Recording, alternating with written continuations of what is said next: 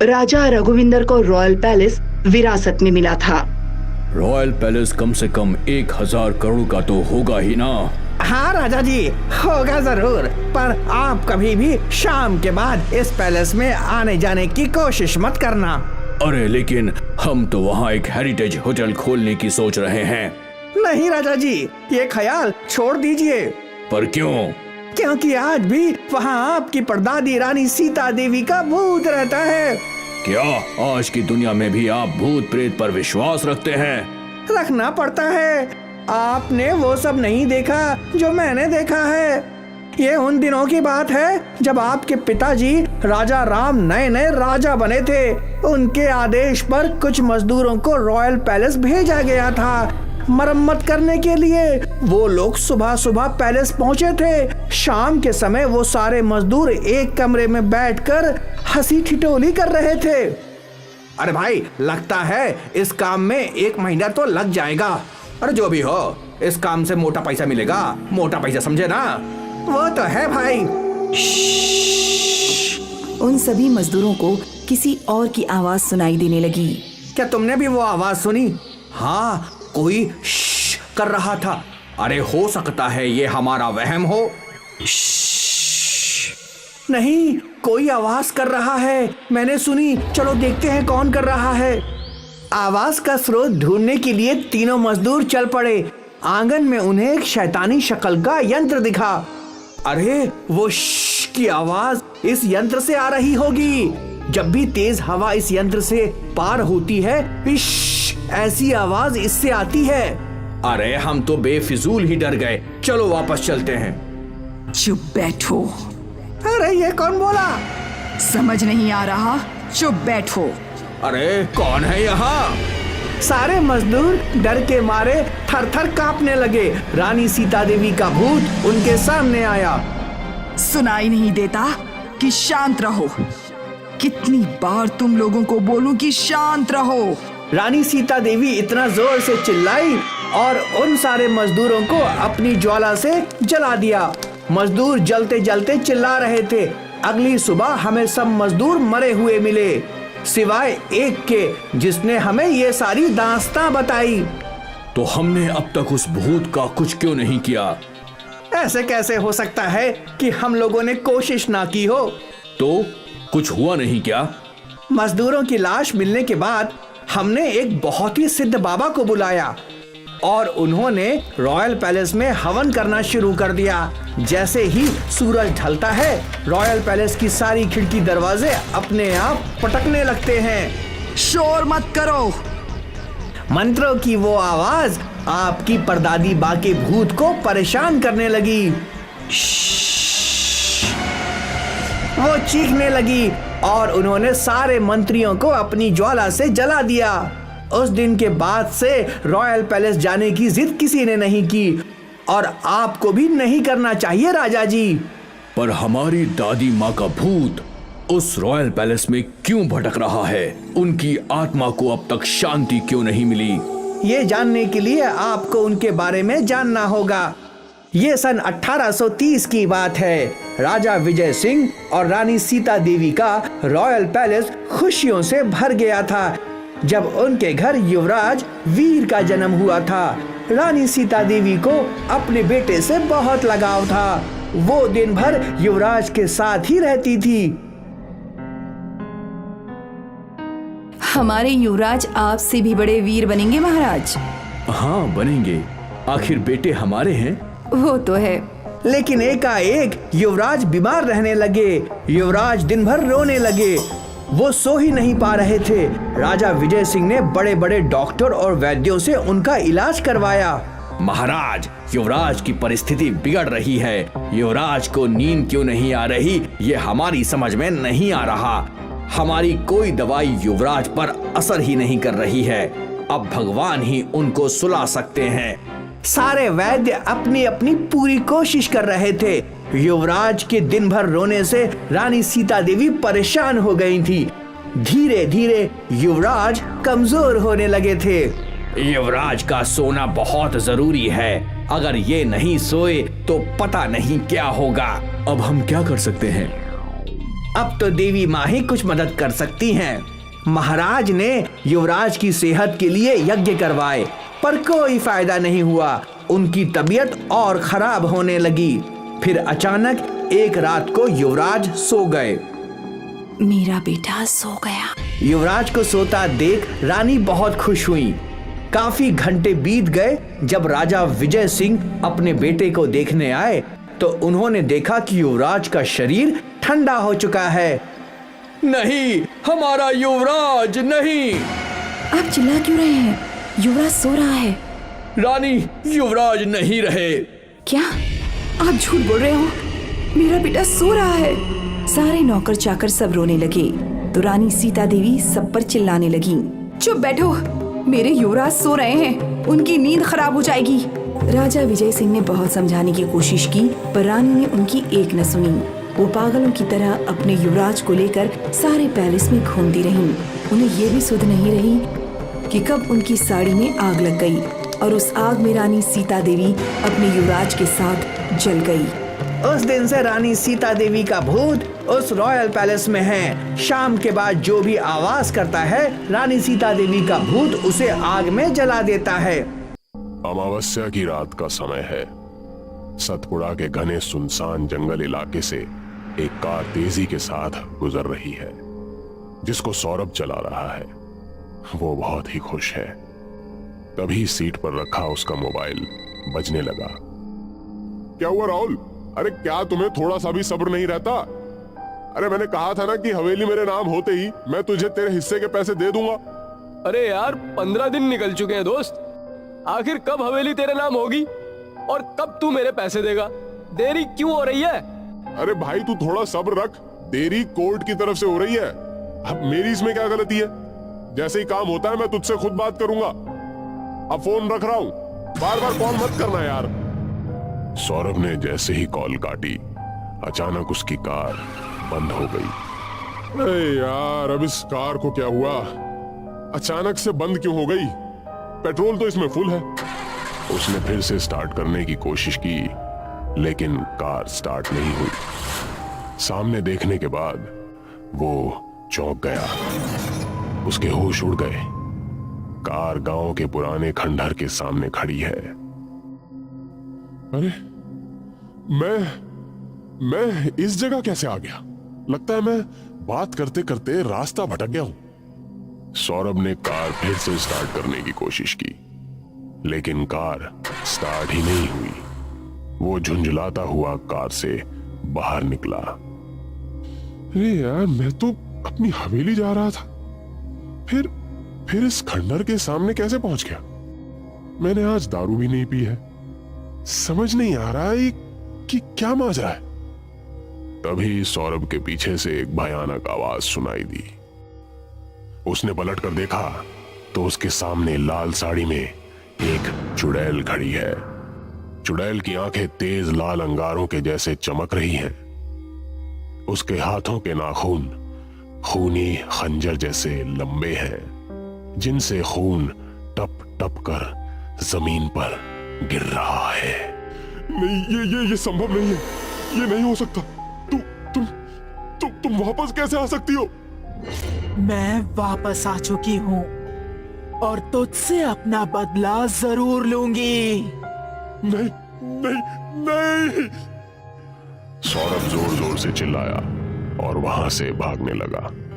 चुड़ैल ने उसे अपनी शक्ति से हवा में उठा लिया और फिर खंडहर के अंदर फेंक दिया। सौरभ जोर से चिल्लाया और जैसे ही जमीन पर गिरा, चुड़ैल उसके सामने आ गई।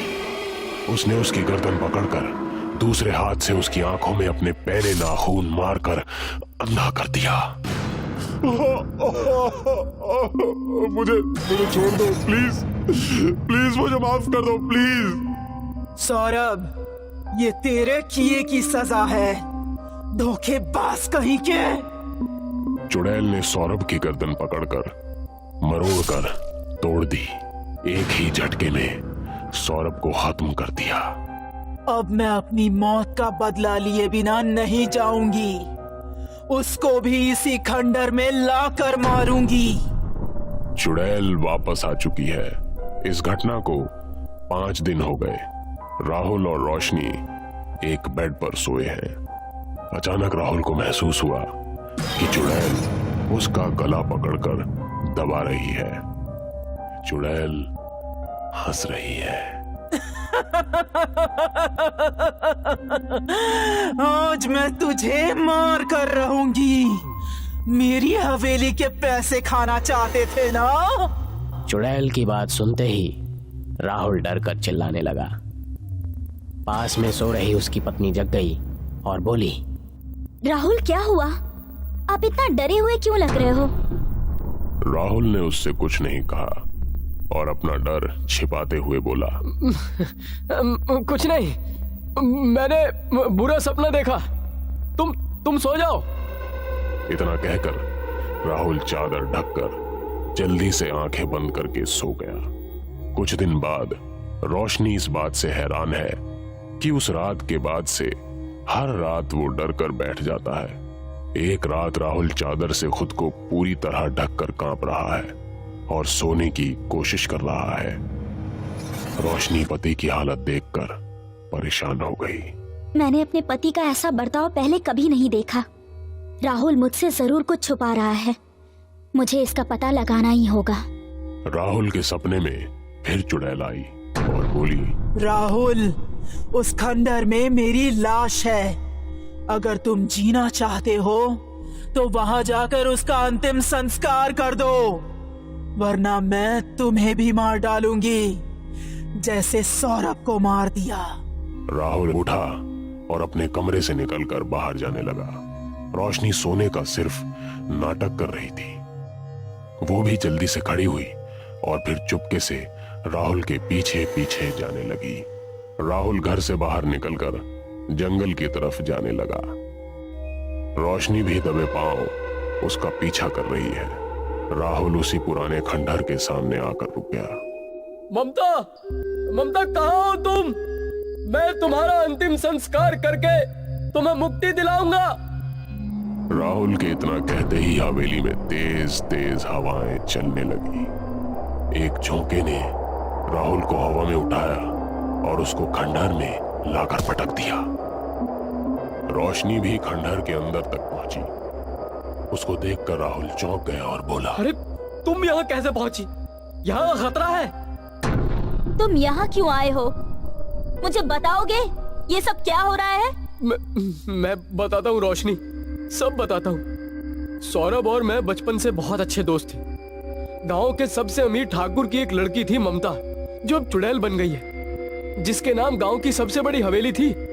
मैं और सौरभ ममता को अपने प्यार में फंसाकर हवेली अपने नाम करना चाहते थे। सौरभ ने ममता से शादी कर ली। जैसे ही ममता सौरभ के नाम पर हवेली करेगी तो हम दोनों आधा आधा कर लेंगे। लेकिन ममता शादी के बाद हवेली को सौरभ के नाम करने को तैयार नहीं हुई। अगर वो उससे जबरदस्ती करता तो वो समझ जाती कि उससे प्यार का सिर्फ नाटक करता है। इसलिए मैंने और सौरभ ने प्लान बनाया कि ममता को रास्ते से ही हटा देते हैं। एक रात सौरभ ने ममता को क्लोरोफॉर्म सुंघाकर बेहोश कर दिया और फिर उसको लेकर खंडहर में आए। ममता को मारकर खंडहर में ही दफना दिया। लेकिन पता नहीं मरने के बाद भी ममता वापस कैसे आ गई। उसने सौरभ को मार दिया और अब मुझे भी नहीं छोड़ेगी। तभी दोनों के सामने ममता चुड़ैल नजर आई, जिसको देखकर दोनों बेहद डर गए। मैं तुम्हारा अंतिम संस्कार कर दूंगा। मुझे माफ कर दो प्लीज। मैंने तुझे यहाँ लाने के लिए झूठ कहा था। इसका मरना अब तय है। ममता ने राहुल को पकड़ा और दीवार पर फेंक दिया। घर की दीवार पर लगा पुराना खूंटा राहुल के सीने के आर पार हो गया और वो उसी पर टंग कर रह गया। मेरा बदला पूरा हुआ। चंद्रपुर से कुछ ही दूरी पर एक पुरानी हवेली थी जो सदियों से सुनसान और खाली रहती थी। इस हवेली के बाहर ही एक बड़ा सा पीपल का पेड़ था जिस पर एक झूला लटका रहता था।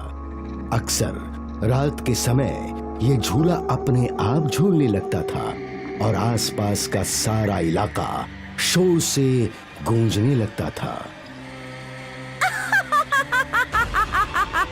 कभी हंसी का शोर तो कभी रोने का शोर।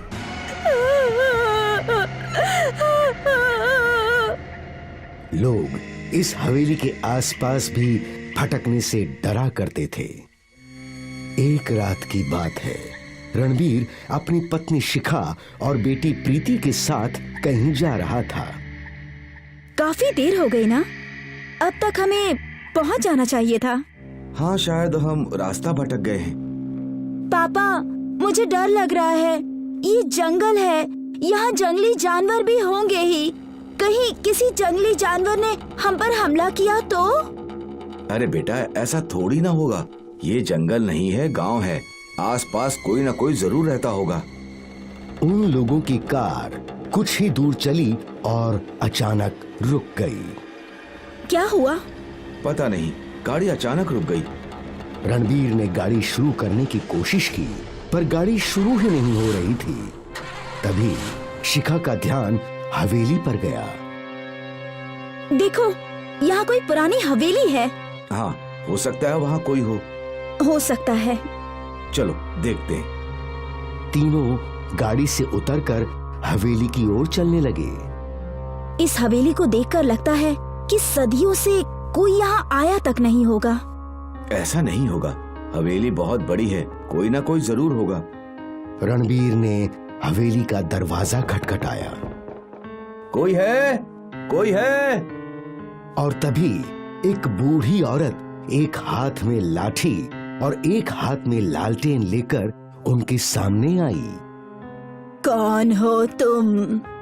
माँ जी, मैं रणबीर हूँ। ये मेरी पत्नी शिखा और ये मेरी बेटी प्रीति है। हमारी कार यहीं सामने बंद पड़ गई।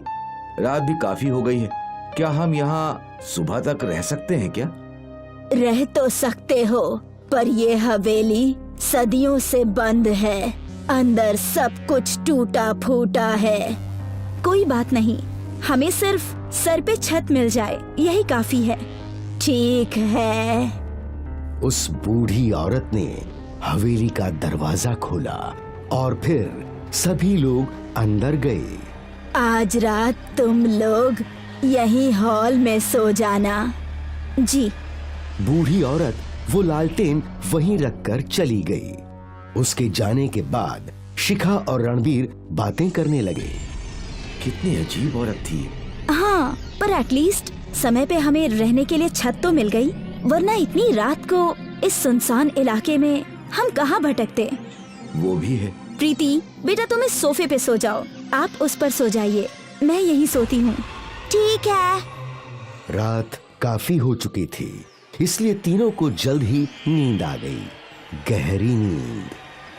आधी रात को शिखा की आंख खुली तो उसने देखा कि उनकी बेटी प्रीति वहां नहीं थी। प्रीति! प्रीति! शिखा के चिल्लाने से रणबीर भी उठ गया। क्या हुआ? प्रीति यहाँ नहीं है। यही कहीं होगी। इतनी रात को कहाँ जा सकती है? रणबीर और शिखा प्रीति की खोज में जुट गए। वो लालटेन लेकर हवेली के अंदर उसे ढूंढने लगे। प्रीति! प्रीति! प्रीति! शिखा और रणबीर हवेली के हर कमरे में गए, पर प्रीति कहीं नहीं मिली। प्रीति कहाँ चली गई? तभी रणबीर का ध्यान खिड़की के बाहर गया। शिखा, वहाँ देखो। प्रीति! प्रीति पीपल के पेड़ के झूले पर बैठी थी। शिखा और रणबीर दौड़कर हवेली के बाहर आए। उन दोनों ने देखा कि प्रीति किसी से बात कर रही थी, लेकिन वहां कोई नहीं था। प्रीति, तुम यहाँ क्या कर रही हो? मम्मी, ये आंटी मुझे यहाँ ले आई। कौन सी आंटी? वहाँ कोई नहीं है। जब शिखा और रणबीर प्रीति के पास पहुँचे तो वो अचानक हवा में उड़ने लगी। मम्मी! मम्मी! प्रीति! रणबीर और शिखा की आंखों के सामने उनकी बेटी उड़ते हुए उनसे दूर जा रही थी। रणबीर और शिखा बेटी को पकड़ने की कोशिश कर रहे थे, अचानक प्रीति पीपल के पेड़ की ओर गई और उस पीपल के पेड़ ने प्रीति को निगल लिया। प्रीति! रणवीर! मेरी प्रीति कहाँ गई? दोनों पति पत्नी रो रहे थे कि अचानक उनकी बेटी पीपल के पेड़ के झूले पर झूलने लगी। प्रीति, प्रीति बेटा। मम्मी, पापा, आप लोग रो क्यों रहे हैं? रणबीर और शिखा प्रीति के पास गए, लेकिन जैसे ही उन्होंने प्रीति को छुआ तो प्रीति एक डायन में बदल गई। डायन को देखकर शिखा और रणबीर डर गए और उस पेड़ से दूर भागने लगे। वो दोनों भागते भागते हवेली के अंदर चले गए। वो डायन भी उनके पीछे पीछे हवेली के अंदर आ गई और डायन के हवेली में अंदर कदम रखते ही खंडहर सी हवेली नई नवेली हवेली में बदल गई। तुम लोग तो खुद मेरी हवेली में आ गए। अब तुम्हें कौन बचाएगा? रणबीर और शिखा हवेली की सीढ़ियों पे चढ़ने लगे तो अचानक सीढ़ियां अपने आप नीचे की ओर चलने लगीं। रणवीर, ये डायन हमें नहीं छोड़ेगी। सही कहा, बिल्कुल नहीं छोड़ूंगी। डायन ने शिखा और रणबीर को जमीन पर पटक दिया और जोर जोर से हंसने लगी।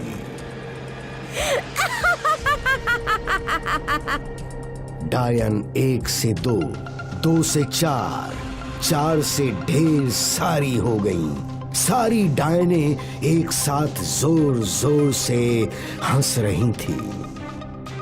शिखा और रणबीर डर के मारे कांप रहे थे। डायन ने रणबीर पर हमला किया। रणबीर ने डायन के बाल पकड़ लिए। शिखा, तुम भागो। तुम भी साथ चलो। नहीं शिखा, भागो यहाँ से। रणबीर डायन के बाल खींचने लगा। छोड़ दे मेरे बाल, मैं तुझे मार डालूंगी। भले ही तू मुझे मार दे, पर मैं भी तेरा अंत कर दूंगा। डायन गुस्से में रणबीर को दीवारों पर पटकने लगी। रणबीर ने डायन के बालों को पूरी ताकत से पकड़ रखा था। छोड़ मुझे। नहीं छोड़ूंगा। डायन रणबीर को यहाँ वहाँ पटक रही थी और फिर जब रणबीर जमीन पर गिरा तो उसके हाथ लालटेन लग गई। उसने तुरंत लालटेन का कांच तोड़कर आग डायन के बालों में लगा दी। डायन जलने लगी और साथ ही पूरी हवेली भी जलने लगी। रणबीर जैसे तैसे हवेली से बाहर निकला। शिखा रो रही थी। रणबीर को जिंदा देख उसके चेहरे पर मुस्कान आ गई। रणबीर! दोनों जिंदा तो थे, पर अब भी उनकी आंखों में आंसू थे। मेरी प्रीति! शिखा रणबीर के गले लगकर रो रही थी कि प्रीति पीपल के पेड़ की ओर से दौड़ती हुई उनके पास आई। मम्मी! मम्मी! प्रीति तो ठीक है? प्रीति जिंदा है। शिखा ने दौड़कर अपनी बेटी को गले लगाया, उसका माथा चूमा। भगवान का लाख लाख शुक्र है कि तुम बच गई। पर कैसे? माँ, वो पेड़ मुझे दबा रहा था। मेरी सांस फूलने लगी थी, लेकिन फिर अचानक वो पेड़ जलने लगा और मैं छूट गई। रणबीर, शिखा और प्रीति तीनों बच गए। रणबीर ने बड़ी बहादुरी से डायन का सामना किया। डायन की जान उसके बालों में होती है और इसीलिए उसके बाल जलते ही उसकी सारी शक्तियां खत्म हो गईं और वो भस्म हो गई।